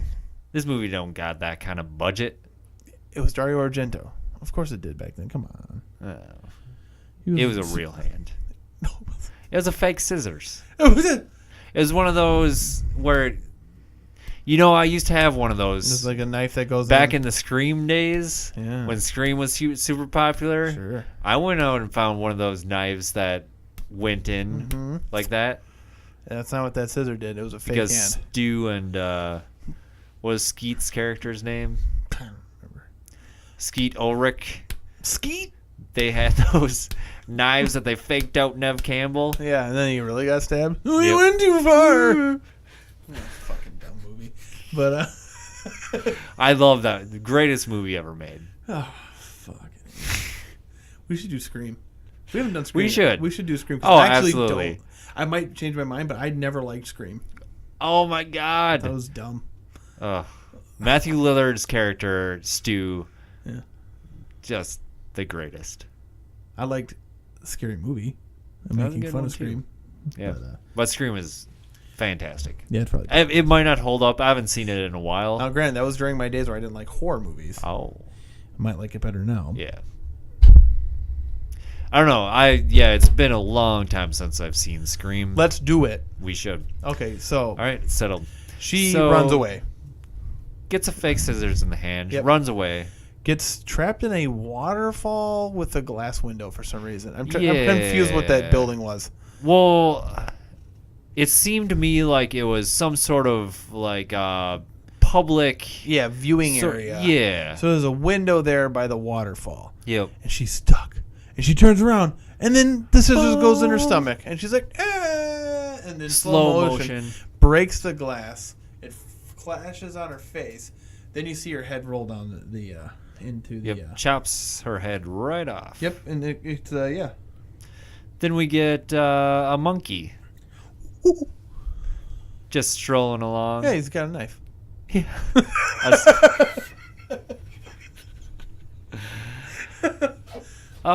Then we find out it belongs to Donald Pleasance. Yeah. Professor McGregor. He's from Ireland. Yep. He's in a wheelchair, and this monkey is his little nurse. I'm going to call him Professor P. For Professor Pleasance. Professor McGonagall. No. What is that from? Is that from Harry Potter? You said it. Is it? Yeah. McGonagall, yeah. McGonagall? McGonagall. Man. I only even watching those shows Gryffindor? because of fucking my man crush, Gary Oldman. When I found out he was in one of those movies, like, okay, I'll watch it now. I'm like, yeah, these are pretty good. Sirius Black. I wanted to be Harry Potter when I saw that movie. I was like, I want my uncle to be fucking Sirius Black. Yeah, so Donald Pleasance is with some detectives, and we find out that he is like a bug expert, some sort of entomologist. Yeah. Yes. Time out, dude. I'm sorry we were talking about Gary Oldman, and I just had comic book horror. Huh? Batman VR. The Arkham Batman VR game. I haven't played it. Don't spoil it. That's pretty horror related. And Don't spoil it. Book. Okay. Get it back from whoever you have it. I have it. It's Marcos's. I have it. I'll bring it next week. I don't know. I thought you lent it out to someone. No, I lent out I lent him the circus ride one. Oh, yeah. So Donald Pleasance and these detectives are trying to figure out, they're figuring some stuff out about maggots and death rates and blah, blah. Then they were able to determine that this head they had been checking out had died probably somewhere between, 8 months ago. 8 months and 15 days. Yep. And then we get Jennifer Connelly. Yep, and she's on a car. Yep. She's getting shipped off to a finishing school. Yeah. And she's going to, her dad's an actor. Famous actor. Paul Corvino. And he's doing some shooting in the Philippines. Yeah. So she's stuck here for a while. Yep. And she's with the headmaster. I think that's the consensus we've gotten. She was the headmaster. Sure, but we also get our first experience with Jennifer Connelly's character, named Jennifer, and a bee. Yeah, bee flies into the car. She apparently gets along with insects. Everyone is freaking out. The driver's swerving around the road. There's bees in there. She's like, stop it. They're my friends. Yeah, leave it alone. They're my friends. Leave it alone. Well, you should see me in The Rocketeer. Yeah. And so, I want to watch Rocketeer so bad. I know, because she's beautiful in it, and it's really beautiful. I have to find out if it's on any of the streaming services. Can we just do that? We should just start a second podcast where we just watch movies. We'll call it any movies. We'll call it Screen Fiends. Screen Fiends. Oh, brilliant! We are geniuses. That. You are a genius. Well, we could flip flop every other week. One week we'll do Scream Fiends, and the next week we'll do Screen Fiends. Oh, I'm super dumb. All right, so I seriously can't wait to watch Rocketeer, though. I know. So we get to, she likes bugs, and then she has a dream. She gets to the Richard Wagner School for Girls. Richard Wagner, because everyone speaks German in Switzerland. Richard Wagner. I was thinking like the Dick Wagner School for Girls. It's like what? It's like, I'm so tired. We meet Sophie, her roommate. Oh, poor Sophie. Who smokes and is like super horny for Jennifer's dad. Like super horny. She asks her if you ever slept with him. Yeah. No, it's my dad. But she says it in a way where she's like, well, he is my dad. Yeah. But like she doesn't say but you can see it in her eyes. I thought she it was wants more to like say but. I thought it was more like she was kind of like toying with her. Like, well, no, because it's my dad. Oh, I don't know. Nah, I don't think Jennifer Connelly was trying to insinuate any incestuous secret desires, but maybe. He is pretty hot. I've never seen him. Nobody has. Yeah. All you ever see But is his muscles. But Sophie describes his muscles. But dream sequence with a different girl getting chased by the killer. The best part about this, flash of the blade by Iron Maiden. Yep.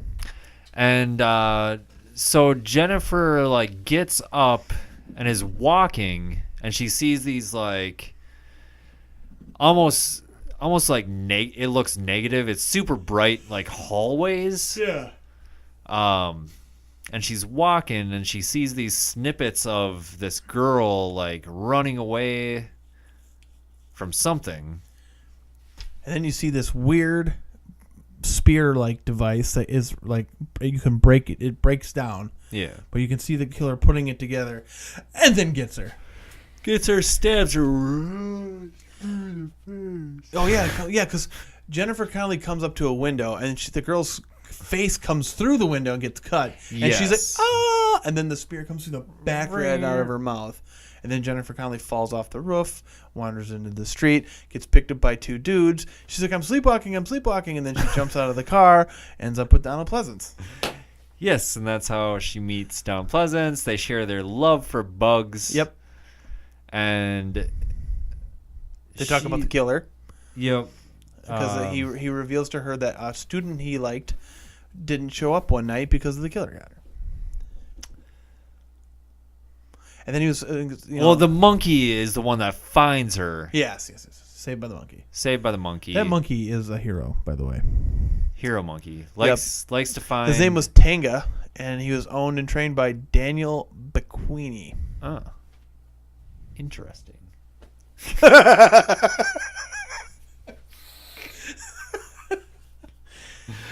In any case, the monkey likes to find things outside. The monkey likes to find things outside. Like a knife. Like a scalpel. It's not a knife, it was a scalpel. And so they talk about bugs. Mm-hmm. Talk about the killer. And then she went to go get a jacket, and so when she's coming back down, he was playing with a beetle that shot shit in his face, but didn't shoot it at her because the bugs like her. Yeah, do they talk about the bug telepathy at this point? No, I think that's later on. Okay. But they do talk about how when she goes into sleepwalking mode again, she needs to say, I am sleepwalking, I must wake up. Yes. So get that. But it doesn't matter. She gets back to her place, and they are sticking EEG shit to her head. Yep, they're not having any of this sleepwalking shit. Nope. So they don't like it. They don't like her sleepwalking. Something's wrong with her. Yep, and then so she doesn't remember anything from while she's sleepwalking, but when they hook her up to the thing, she starts seeing the face of that girl who was killed, and this and that. And then after that's all over, she goes back to the school, and that's when the other students start shit talking to her. Oh, yeah. They do that shit. God, fuck, people are dumb. She's in class, and Sophie is gets called on to answer something about the poem, and Jennifer's giving her the answers. And the only thing I want to just specifically call out about this scene is the girl in the Bee Gees shirt with the big old face of Mr. Bee Gee. I don't know his name. Who cares? Just a big old face of his, or picture of his face with Bee Gees. Just a great shirt. Yeah, well, Jen recruits Sophie into watching her at night because she's gonna need to be held in case she starts sleepwalking again. But being the hornball that she is, she gets some SOS lights at her window. She's like, "Oh, I'm horny. I'm gonna take my shirt off and go outside. Dario Argento's gonna film it, even though I'm 15 years old." See, I was writing. I didn't see it. Did you actually? Did she No, oh, okay. You can see. Side boob or something? Yeah, basically. Man, Dario, dude. He wanted to use kids for Suspiria. And they're like, no. Yeah, so it's like, okay, I'll put the doorknobs up here. It's a little bit weird, all their see-through shirts that they seem to be wearing in this movie. Yeah. Yeah. So, Sophie recruited to watch her, doesn't... so, yeah. She goes out with her boyfriend and is bragging about how Jen's her roommate and her dad's Paul Corbino. And then he's got to go to the military. Yeah. And then And it's like 3-hour drive. yeah, and Jennifer starts having a dream, right? And then Sophie's going to be murdered now, and she does get murdered. Yep.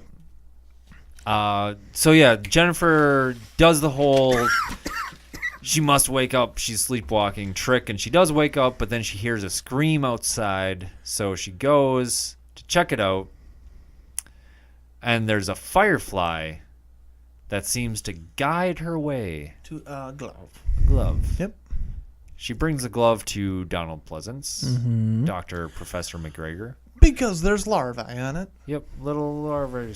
which happened to be the larva of the great catacomb, or what was it called? Something like that. The sarcophagus. Yeah. Great sarcophagi. Now, Sarcophagus. she's sleepwalking that part. That's where you get like the theme song for Phenomena, and it is wonderful. It's a great, and it's a weird scene because she's like, The music's like bombastic and Yeah. like crazy, but she's just taking little steps in this little going wooded area. slow as hell. Yeah, it's weird. But it's a great song. It's really weird like feeling, but Yeah.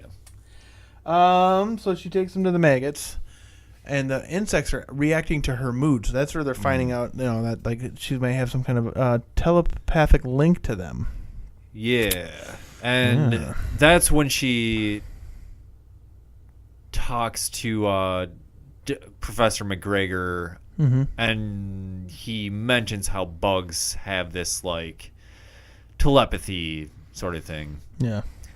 And then we get the girls find a personal letter that Jennifer has written to her dad's agent, Yeah, Morris. He's also his lawyer. She's trying to get the fuck out of there. She don't wanna get murdered. And she talks about how she has this like connection with bugs and shit. So they all think she's crazy. Yeah. She They call her the Lady of the Flies. Well, she grabs the letter and she's like, "What the fuck?" And What the fuck? and then this giant swarm of flies comes. Yep, she calls in a swarm of flies. And then People are like, oh my god, maybe she is a Lord of the Flies. she's a lady of the flies. Anyways, they want to send her to the cuckoo house. Yep. But then she goes killer hunting Yes. because Dr. McGregor Suggests she take the fly. Yes. That's from the larva of the catacombs, or because whatever it's called, of the great it catacombs. eats human flesh. So if you get anywhere near, like, within like a 3-mile radius or something, I can't remember, it'll find it. They'll go crazy. Yeah. So that's what she does. She takes the same bus that the girl that went missing, Fiora. Oh, Argento. larva of the great sarcophagus. Yeah. So yeah, She gets on a bus. I wrote a note here. Bus. get on the bus. She gets off at the same stop that all the tourists had gotten on. The camera keeps going over to a person in a trench coat and hat too. Yeah, it's just like the back of them. So she goes into the house. Or some. I'm sorry. She's walking towards the house because the fly's starting to react. Yeah. And there's somebody in a sob watching her. Yeah. And it ends up being the real estate agent. So she gets inside and finds some kids' toys under like a sheet. Yeah. And then the agent like tries to like restrain her, and she gets away. Yep. Kind of creeps her out a little bit. But then Inspector Geiger comes over. Oh yeah. Oh, well, part we missed was the fly. The fly finds like a hole in the floor. floorboards, and then Yeah. goes in there and finds a severed arm. Oh yes. That's right. So the investigator, the inspector finds out some shit from Geiger about who used to live there because it's been empty for 8 months. Yeah. Then we get the monkey going after a kite in the tree. yeah, and gets locked out of the house. And he sees the killer though, and he starts freaking out, Yep. pounding on the window, and Donald comes down the stairs in his little steers go-kart because he's in a wheelchair, and like he's like, you got yourself out there, now you can get yourself in, but then the killer's downstairs and gets him. Spears him right in the stomach. Yep, and the monkey's real sad and leaves. Goes on his death wish. Yep, so I think they're playing Motorhead at this point when Jen gets to Dr. Loomis's house, and they're putting him in. He didn't get that joke. I called him Dr. Loomis. I heard you say Loomis. But I got you. So they got him in there, and so I thought it was really funny. I'm sorry. But yeah, so they get him in the deal there. And then we get this mental institution, which I feel like it doesn't really explain itself enough. I wonder if it's lost in translation or something. Basically, somebody broke into the place. Yeah. But nobody's ever gotten out of it. And I know somehow it leads the inspector to where we're going to end up. I don't get it. Yeah, I mean, so do you think that it's okay? Let's just get to where it gets. So she finally has had enough. Jen's had enough. Loomis is dead. She calls up Morris, says, "You get me the fuck out of here. Send me money." Yep. And Morris is like, "I'm coming to get you," or something, but tells the headmaster lady where she is. Yeah, because she goes to like wherever the send money place, Western Union of Switzerland. Bank. Yeah. But then she ends up, so she's sitting there waiting, and the money never comes. Mm-hmm. So then the headmaster comes, says, "I've gotten you a ticket, and I have money for you to have." No, she says she talked to Morris, and he gave her the go-ahead to buy her a ticket. Yep. And whatever. And so that's what she did, but she's going to have to stay with her the night. Yep. And she gets to the house, and it's this huge house. She asks if she lives alone. She said, "No, my son lives with me." Yeah, but leave it alone, kind of thing. And then there's a scene where she goes upstairs and she thinks she sees the son, and she accidentally kicks a train into him, and he falls over. And she's so apologetic about it, but what, you think this is my son? You fucking dumb bitch. Yeah, it's a fucking doll, you dummy. You're so stupid. And she's like, oh, it's because you have a fever. Here, take these pills now. And Jennifer lets her go into a separate room, into the bathroom, closes the door, and Jennifer Connelly Corvino still takes the fucking pill. She knew they were poison. And then she starts to gag. The fuck? So she gags him out. Why? Stupid. Why? She's a dumb person. Makes no sense. She's really dumb. Well, she gets out and then gets clubbed by the headmasteress. And she tries to call. Yeah, she tries to call. Gets clubbed, falls over. Yep. Then the inspector shows up, so she hits this little button, and all these metal shutters go up, so she can't get out. And then she clubs her again. And then she goes to talk to inspector, and they talk, chit-chat, and they're having a little conversation. And then she somehow leads them into the basement, and you hear the inspector scream, and Jennifer wakes up. And you got this whole unnecessary scene where she's trying to get a hold of this phone by reaching over the other side. She should just went over. Because she could have unlocked the door from the other side. She should have just went over, whatever. Phone falls down. She goes down in the hole to get the phone. Yep. Yeah, that's exactly what I said. She goes into a hole to get a phone. It's just like the rule of don't bleed on anything. Yeah. Don't crawl into some weird hole. Yeah, because Inspector Geiger is going to reach through the wall and grab you and drag you into the room. And he's going to be all bloody and creepy looking, and she's going to be scared. And he's like, "I'm going to save you." And she falls into the poltergeist pool. This death pit, yeah. Maggots and dead bodies really everywhere. And then the headmistress comes in, and she's all, "Oh, we're going to kill you." Yeah. But Inspector Geiger.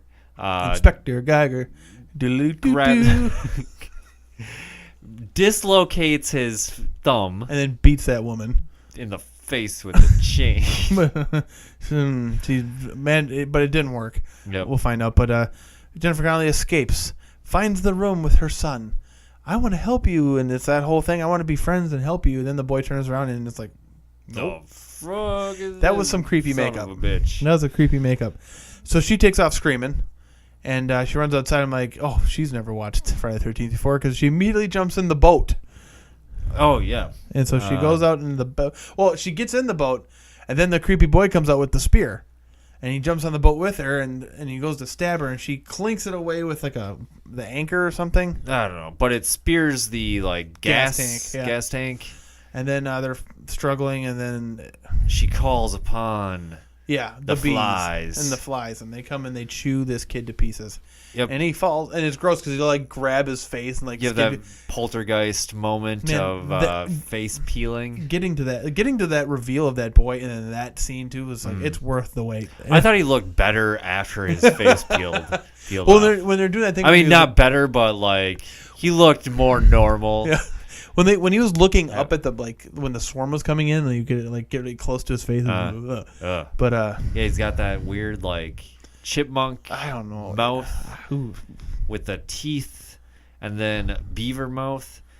He's a monster. I don't know. Yeah. And then weird like deformed eyes. Yeah, it's weird.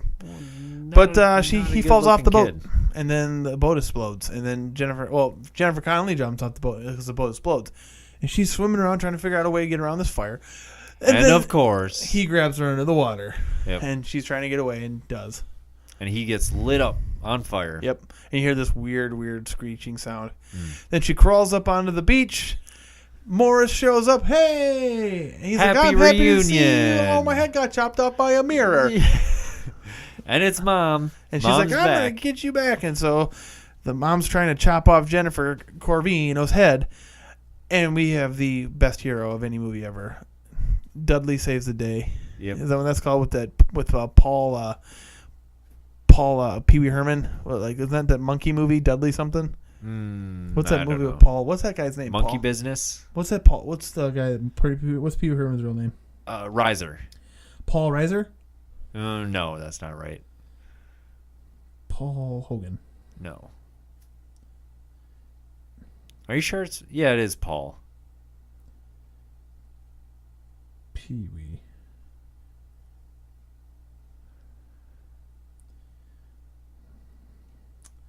Rubens. Paul Rubens, yes. Yeah. He's apparently in Gotham. Yeah, he plays the Penguin's dad. Yeah, Tanga, or whatever the monkey's name in the movie. Dustin checks in. Yes. Well, earlier we skipped where the monkey finds a straight razor in the trash. Yeah, because that's where you put those.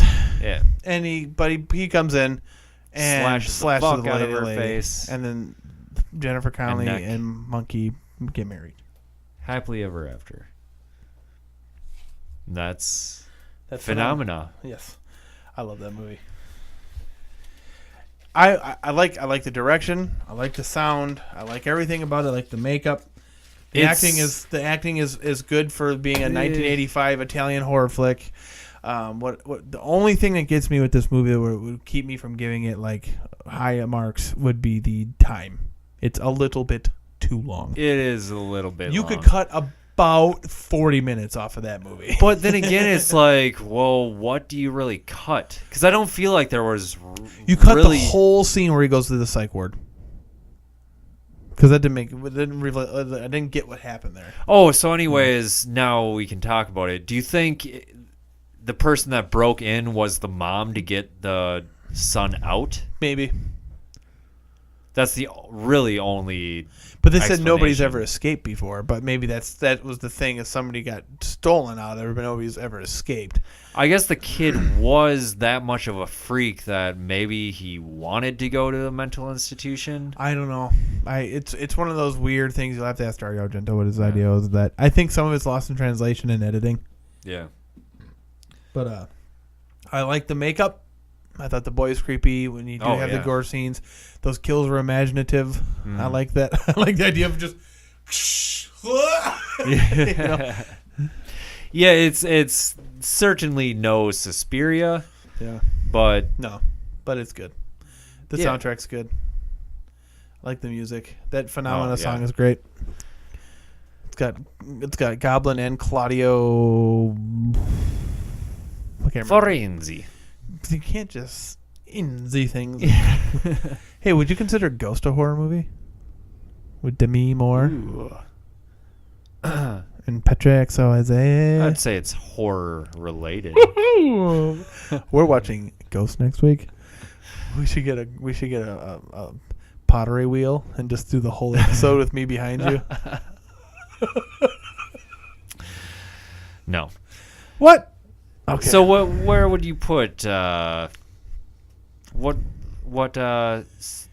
I would give. I think we can agree it gets a seal of approval. I will seal of approval of this movie for sure. Good movie. And despite like it being slow and too long, and you don't really know where it's going, it can be followed. I still will like plug this movie in and watch it. I don't know. I like this movie, so for me, I would give it a high silver. Like I'll give it a good solid silver. Almost. I mean, if you were to cut the time in half, if you were to make it an 86-minute horror movie, or maybe make it, if it's going to be almost 2 hours, make it just a tad bit more concise, like where like the story makes just a little bit more sense. Yeah, because you kind of lose that sense of, because it's essentially a murder mystery. Yeah, and you lose that sense of like kind of wondering who the killer could be, because I mean there's all these different characters that come and go. You could cut out the sleepwalking bit, where instead of her sleepwalking, she just has dreams of this shit happening. Yeah. So you don't have that scene where she ends up in the middle of the street. I mean, that's how she meets Donald Pleasance. It was because she sleepwalks to his house. Well, she falls out of a moving car, and then the monkey finds her. Yeah. So there's a better way to go about that scene probably, or that occurrence, and you could probably cut about 20 minutes off of there. Right there, you could lose 20 minutes. In any case, I'd give it a high silver. Like I'd almost give it a gold. It's just the time, it almost being 2 hours. But like, I mean, I get sleepy watching anything. I was like, I like watching this movie. Yeah, I mean, it's Dario Argento has a certain way of like making even the most mundane things like interesting. Yeah, at least visually. Yeah. So yeah, I don't know. I'd give it a silver. Yeah, I would say silver as well. Like I don't think we need to do like high silver. Just give it a solid silver. Yeah. Silver. For me, it's a silver, and it's almost a gold. Is what I mean. If it just those few things, like what's keeping it from being a gold is just those few little like just shorten it up or make it more concise. Is what that was what I would do. Yeah, and then drop more hints about like the headmaster, like, and don't let those first two girls that get killed look so fucking similar. But yeah, even Sophie looked almost just like the other ones. Yeah. So so I know silver. I go with silver. Yeah. All right, you heard it here. Get at us on Twitter at ScreamFiends. On Twitter. Did I say that? I don't know. ScreamFiends. Yeah, at ScreamFiends. And soon to be at ScreamFiends when we watch Kindergarten Cop. Let us know what you think of Phenomena. Would you give it a gold? Would you give it a bronze? Oh. Or would you say that it's worse than The Witch? Or worse? If anybody ever says that movie is worse than the Martyrs remake, fuck them. There's nothing worse than that movie. Phenomena? Yeah. Oh, there's nothing worse than the Martyrs remake. Who could ever like that movie? Patreon.com/ScreamFiends. You can donate if you would like, but you do not have to. But we love you if you did. The Chipotle that you'd help us get. Yes. YouTube, iTunes, 7-Volt Media, get all of the other content that our people make. Yeah! From us at ScreamFiends, so long and farewell.